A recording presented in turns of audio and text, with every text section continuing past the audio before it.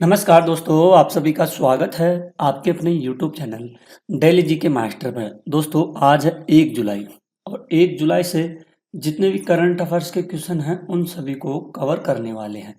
इस current affairs के question banking, SSC, UPSC, railway इत्यादि परीक्षा में टुडे करंट अफेयर्स का एक महत्वपूर्ण अनुभाग है। वर्ष 2025 में होने वाली जितनी भी परीक्षाएं हैं जिसमें कम से कम पिछले 6 महीने का पिछले 6 महीने का 6 महीने का होने करंट अफेयर्स का ज्ञान आवश्यक है, क्योंकि करंट अफेयर्स किसी भी प्रतियोगी परीक्षा की तैयारी का एक अभिन्न अंग है और कुल अंगों में अधिकतम महत्व रखता है। ठीक है, तो साथियों इस करंट अफेयर्स में यह सारी जानकारी सभी विषय जैसे राजनीतिक, सामाजिक, आर्थिक गतिविधियों, खेलकूद, सामान्य ज्ञान, विज्ञान तथा देश विदेश भारत से संबंधित घटनाओं से अपडेट क्वेश्चन लेकर के आते हैं। सवाल जवाब दोनों एक साथ, जो कि आने वाली सभी परीक्षाओं में आपको पता है एग्जाम्स लगती है तो उनमें करंट अफेयर्स के क्वेश्चन पूछे ही जाते हैं। तो साथियों वीडियो के एंड तक बने रहिए और अपने भाई के चैनल को जरूर सपोर्ट करना। जल्दी से 5 के सब्सक्राइबर आप लोग करवा दीजिए। 2 साल होते हुए आए लेकिन अभी तक 5 के सब्सक्राइबर नहीं हुआ है।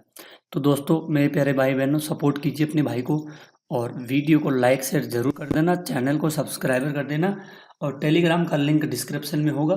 आप लोगों को वहाँ पर पीडीएफ फाइल मिल जाएगी और चैनल से जुड़ जाइए क्लास लेने के लिए।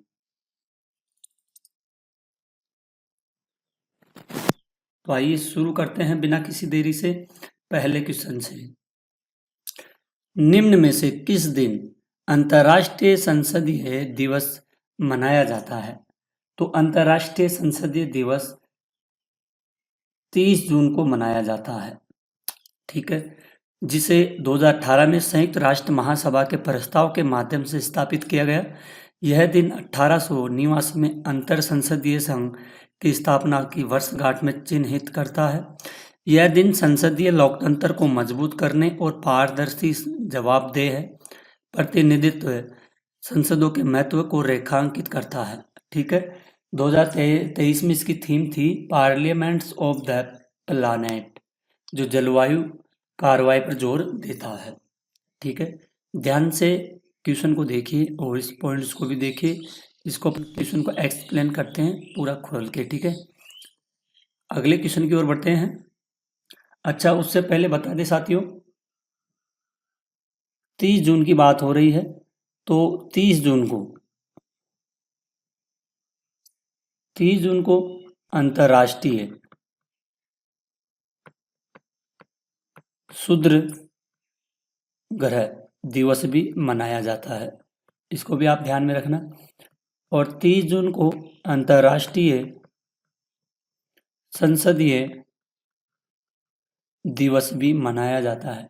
इनको नोट करते चलना, ये काफ़ी इम्पोर्टेंट थीम है या डेज है, आने वाले एग्जामों में पूछे जाने वाले हैं।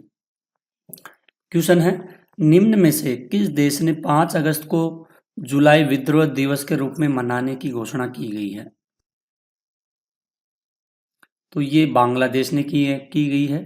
5 अगस्त को जुलाई विद्रोह दिवस के रूप में मनाने की घोषित की गई है, जो 2024 में हुए जन आंदोलन को स्मरण करता है। यह आंदोलन, जिसे जुलाई क्रांति के रूप में जाना जाता है, छात्रों और नागरिकों द्वारा सरकारी नीतियों के खिलाफ विरोध प्रदर्शन से शुरू हुआ था।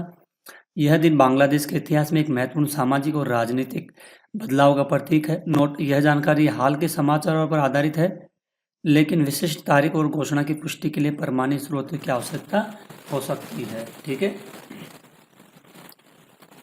नेक्स्ट क्वेश्चन है, डेविड जुकरमैन के साथ अन्य किसे वर्ष 2025 का गोडेल पुरस्कार दिया गया है? तो गोडेल पुरस्कार दिया गया है ईशान चट्टोपाध्याय को दिया गया है।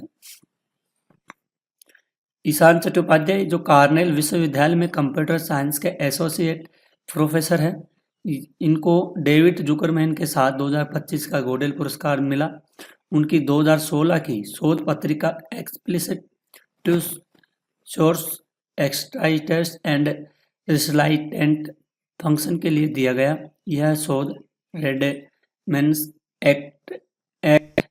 एक्सट्रैक्शन की दशकों को पुरानी समस्याओं को हल करता है, जो क्रिप्टोग्राफी और डेटा सिक्योरिटी में महत्वपूर्ण है।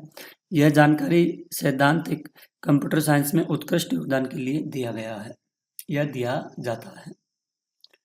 नेक्स्ट क्वेश्चन है, निम्न में से किसे रिसर्च एंड एनालिसिस विंग रो का प्रमुख नियुक्त किया गया है? क्वेश्चन वेरी वेरी इंपॉर्टेंट है। रो का प्रमुख नियुक्त किसे किया गया है साथियों? इनका नाम है पराग जैन। क्या नाम है? पराग जैन है, जो हाल ही में रिसर्च एंड एनालिसिस विंग रो का प्रमुख नियुक्त किया गया। यह भारत की बाहरी खुफिया एजेंसी है, जो राष्ट्रीय सुरक्षा, विदेशी खुफिया जानकारी के लिए जिम्मेदार है। पराग जैन का एक वरिष्ठ आईपीएस अधिकारी है, जिन्हें उनकी विशेषता और अनुभव के आधार पर यह महत्वपूर्ण जिम्मेदारी दी गई। रवि सिन्हा पूर्व प्रमुख थे, जिनका कार्यकाल जून 2025 में समाप्त हुआ। यह जानकारी काल्पनिक, ठीक है, इसको जरूर नोट करते चलना। काफी इंपॉर्टेंट क्वेश्चन है ये, एग्जाम में आने वाले क्वेश्चन है, नोट कर लेना। अरलम वन्यजीव अभ्यारण्य स्थित है, जिसका नाम बदलकर अरलम तितली अभ्यारण्य रखा गया है। तो ये है केरल में है। कौन सा है? केरल में है अरलम। अरलम वन्यजीव अभ्यारण्य, जिसे अब अरलम तितली अभ्यारण्य के रूप में नामित किया गया, केरल के कन्नूर जिले में पश्चिमी घाट के ढलानों पर स्थित है। यह भारत का पहला तितली अभ्यारण्य है, जो 266 से अधिक तितली प्रजातियों का घर है, जिसमें 80% से अधिक केरल की कुल तितलियां विविधता का हिस्सा है। अक्टूबर से फरवरी तक यह अभ्यारण्य तितलियों के प्रवास के कारण एवं जीवंत इंद्रधनुष में बदल जाता है। ठीक है, नेक्स्ट क्वेश्चन है, निम्न में से किसे होनहार युवा खिलाड़ी को बढ़ावा देने के लिए राष्ट्रीय खिलाड़ी वजीफा योजना शुरू की है? तो ये योजना शुरू की गई है अखिल भारतीय शतरंज महासंघ के द्वारा। इसको शुरू किया गया है वजीफा योजना को, जो युवा शतरंज खिलाड़ियों को प्रोत्साहित देने के लिए राष्ट्रीय खिलाड़ी वजीफा योजना शुरू की। यह योजना खिलाड़ियों को वित्तीय सहायता प्रदान करती है, ताकि वे राष्ट्रीय अंतर्राष्ट्रीय स्तर पर बेहतर प्रदर्शन कर सके। AICF का यह कदम भारत में शतरंज को बढ़ावा देने के लिए, नए टैलेंट को उभारने के लिए महत्वपूर्ण है। ठीक है, नेक्स्ट क्वेश्चन है, हाल ही में केंद्र सरकार के द्वारा जनजातीय योजना के बेहतर क्रियान्वयन के लिए अधिकारियों की प्रशिक्षित करने के लिए कौन सी पहल शुरू की गई है? ये पहल थी आदि कर्मयोगी। कौन सी थी? आदि कर्मयोगी पहल को केंद्र सरकार ने वन्य जातीय योजना को बेहतर कार्यान्वयन के लिए आधिकारिक प्रशिक्षित करने के लिए शुरू किया। यह पहल जनजातीय समुदायों के कल्याण विकास के लिए नीतियों को प्रभावी ढंग से लागू करने पर केंद्रित है। यह प्रशिक्षण कार्यक्रम डिजिटल और क्षेत्रीय स्तर पर जनजातीय समस्याओं को समझने और समाधान करने में भी मदद करता है साथियों। अगला क्वेश्चन है, केंद्रीय जांच ब्यूरो ने किस ऑपरेशन के तहत साइबर अपराध और डिजिटल गिरफ्तारी घोटाले से जुड़े बैंक खाता का भंडाफोड़ किया है? ये भंडाफोड़ किया है ऑपरेशन चक्र के द्वारा किया गया है। केंद्रीय जांच ब्यूरो CBI ने ऑपरेशन चक्र V के तहत अपराध और डिजिटल गिरफ्तारी घोटालों से बैंक जुड़े खाता का भंडाफोड़ किया। यह ऑपरेशन साइबर अपराधियों के नेटवर्क को नष्ट करने और डिजिटल धोखाधड़ी को रोकने के लिए चला गया। CBI ने इस ऑपरेशन में कई राज्यों में छापामारी कर बड़े पैमाने पर अवैध गतिविधियों का उजागर किया है। ठीक है, तो ये किया गया CBI के द्वारा साइबर अपराध डिजिटल गिरफ्तारी की गई है, जिसमें जितने भी जुड़े गए बैंक खातों में घोटाले हो रहे हैं, इसका भंडाफोड़ किया है। ठीक है, ऑपरेशन चक्कर के द्वारा। नेक्स्ट क्वेश्चन है, निम्न में से किसने हाल ही में लॉन्च की गई अंबेडकर के संदेश नामक किताब को लिखा है? यह किताब लिखी गई है DS वीरैया के द्वारा लिखी गई है।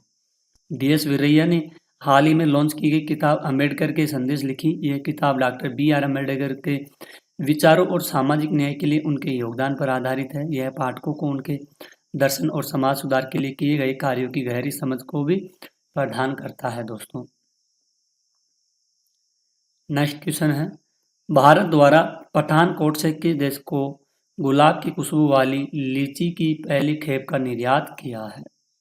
काफी इंपॉर्टेंट क्वेश्चन है। नोट जरूर कर लेना। तो ये की गई है कतर देश को, किसे? भारत ने पठानकोट पंजाब से गुलाब की खुशबू वाली लीची की पहली खेप कतर को निर्यात की गई है। यह लीची अपनी अनूठी सुगंध और स्वाद के लिए जानी जाती है और यह निर्यात भारत के कृषि निर्यात को बढ़ावा देने के लिए दिशा में एक महत्वपूर्ण कदम है। यह कदम स्थानीय किसानों को आर्थिक रूप से सशक्त बनाने में भी क्या करता है, ये मदद करता है। ठीक है साथियों, डेली करंट अफेयर्स लेकर आते हैं। सो प्लीज़ अगर आप लोग डेली करंट अफेयर्स लेना चाहते हैं तो इस चैनल से जुड़ जाना। सुबह 7 बजे डेली करंट अफेयर्स की क्लासें आती है। किस राज्य ने हमारे शिक्षक नामक डिजिटल प्लेटफॉर्म पर शिक्षकों के लिए ई अटेंडेंस को अनिवार्य कर दिया है? अनिवार्य किया गया है, मध्य प्रदेश राज्य सरकार के द्वारा किया गया है। ठीक है, डिजिटल प्लेटफॉर्म पर ई अटेंडेंस को अनिवार्य किया गया। यह पहल शिक्षकों के उपस्थिति को डिजिटल रूप से ट्रैक करने और शिक्षा को प्रणाली में पारदर्शिता बढ़ाने के लिए शुरू की गई है। यह प्रणाली स्कूलों में प्रशासनिक कार्य को सुचारू बनाने में भी क्या करती है, ये बनाने में भी इसकी क्या करती है, मदद करती है। ठीक है, नेक्स्ट क्वेश्चन है, प्रधानमंत्री नरेंद्र मोदी द्वारा हाल ही में प्रगति बैठक की कौन से की अध्यक्षता द्वारा की गई है? तो ये अध्यक्षता द्वारा की गई है 48वीं बैठक। इसके बारे में आइए देखते हैं। प्रधानमंत्री नरेंद्र मोदी ने हाल ही में प्रगति बैठक की अध्यक्षता की।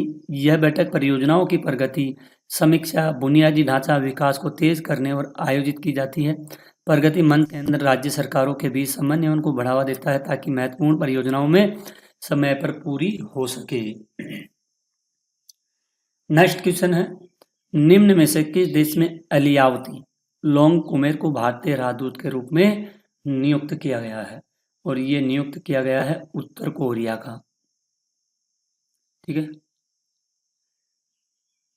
अलियावती लोंग कुमेर को उत्तर कोरिया में भारत के राजदूत के रूप में नियुक्त किया गया है। यह नियुक्त भारत की कूटनीतिक उपस्थिति को मजबूत करने और उत्तर कोरिया के साथ संबंधों को बेहतर बनाने की दिशा में एक महत्वपूर्ण कदम उठाया है। अगला क्वेश्चन है, निम्न में से किस स्थान पर प्रधानमंत्री नरेंद्र मोदी द्वारा प्रधानमंत्री संग्रहालय पुस्तकालय की 47वीं वार्षिक बैठक की अध्यक्षता की है? और यह अध्यक्षता हुई है कहाँ पर? नई दिल्ली में।